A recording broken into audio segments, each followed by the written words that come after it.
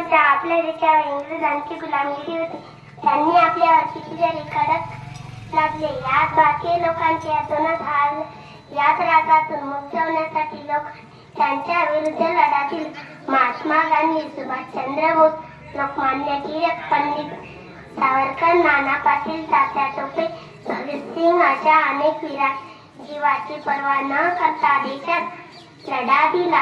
अनेक जण तुरुंगात गेले, काही जण बाजारात लटकले, तर काहींनी देशासाठी छातीवर बोट झेलल्या.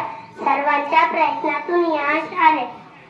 आपला भारत देश 15 ऑगस्ट 1947 रोजी स्वतंत्र. तेव्हापासून आपण 15 ऑगस्ट हा दिवस स्वातंत्र्य दिन म्हणून साजरा करतो. मित्रांनो, या तिरंगी झेंड्याला आपण वंदन केले, त्याचा सन्मान राखला पाहिजे. आजच्या दिवशी मी सर्वांना एक विनंती करणार आहे, ती म्हणजे वृक्षारोपणाची.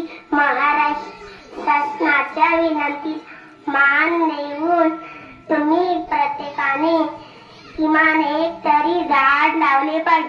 झाडे लावा, झाडे जगवा हा संदेश आपण पाळला पाहिजे. एवढे बोलून मी माझे 2 शब्द संपवतो. जय हिंद.